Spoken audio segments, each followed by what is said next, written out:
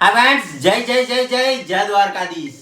વિશ્વની અંદર સૌથી વધુ જે ગુજરાતી મૂવી ચાલી છે એટલે કે લાલો, અને ખાસ આપણી સાથે જ અત્યારે લાલો છે, જેમનો લાલાનો રોલ અને જે કરોડો ફેન્સ છે ક્રિષ્નાના અને કરોડો નામ છે કાનુડાના, તો આપણી સાથે અહીંયા લાલો છે. તો એમની સાથે જ આપણે વાત કરીએ. પહેલા તો જય જય જય જય દ્વારકાધીશ થઈ ગયા. જય જય જય જય દ્વારકાધીશ. શ્રુતભાઈ, જે રીતના આપનો એક કાનુડાનો રોલ, એક જમાનો હતો કે જ્યારે મહાભારત સિરિયલ આવતી ને ત્યારે કૃષ્ણનો રોલ છે જે રામાનંદ સાગર, અને અત્યારના જે રીતના કાનુડાના નામથી જ તમને કૃષ્ણ જે એક સ્વરૂપ જે રીતના લાલો મૂવીમાં આપે રોલ નિભાવ્યો, અને ઘણા લોકો કાનો લાલો વગેરે નામથી આપણે બોલાવતા થઈ ગયા હશે. કેવી ફિલિંગ આપને?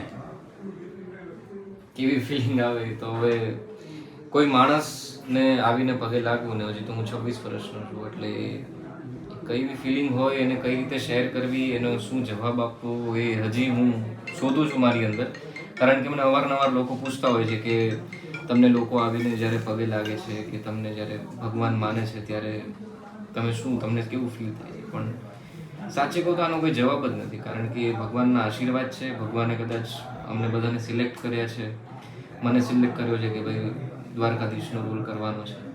અને દ્વારકાધીશ જેમ કીધું કે એમના કરોડો કહેવાય ને કે દર્શકો છે, એમના ભક્તો છે, અને એમની લીલાની અંદર અમે બધા છીએ, તો એમના ભાગનો પ્રેમ અમને મળે, અને અમારે ઉપર તો ખાલી છાંટો પડે, અને એમાં આટલું બધું છે. આ રોલ ક્યારેય આવો પ્લે કરવો પડશે એવું કોઈથી વિચાર્યું હતું આપણે? નહોતું વિચાર્યું. આવી કલ્પના પણ નથી કે આવું ક્યારેય હું જીવનમાં ભગવાન કૃષ્ણ ભગવાનનો રોલ કરીશ, અને આટલો બધો ચર્ચાઓ, આટલો કરોડો લોકોએ ફિલ્મ જોઈ, એટલે નથી માનવામાં નથી આવતું.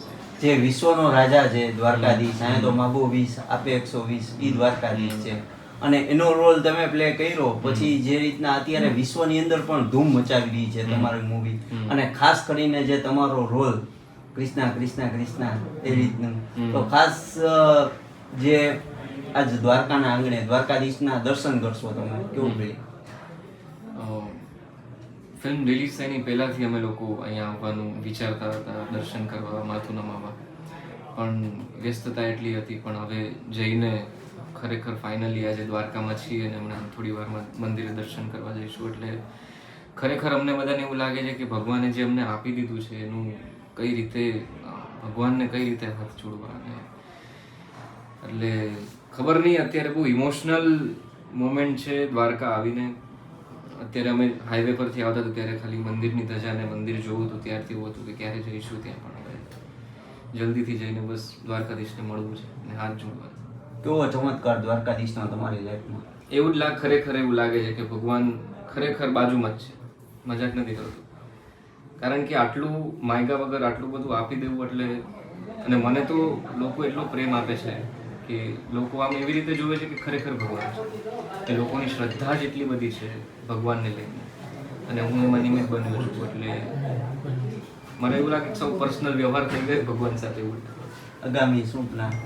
આગામી બસ જેમ કરણભાઈ કીધું એમ હિન્દી રિલીઝનો પ્લાન છે. લાલો જેટલા ગુજરાતીઓએ જોયું છે એવી જ રીતે બીજી ભાષાના લોકો છે જે હિન્દી બોલે છે, આપણે લાલાને ત્યાં પણ પહોંચાડવી છે. અને આ તો કહેવાય ને કે કૃષ્ણવાણી છે, લાલાની વાણી છે, જેટલા વધારે લોકો સુધી પહોંચે એટલું ઓછું છે. એટલે અમારો પ્રયત્ન હજી એ જ છે કે જેટલી બને એટલી વધારે ભાષામાં અમે ડબિંગ કરીએ અને વધારે લોકો સુધી પહોંચાડીએ.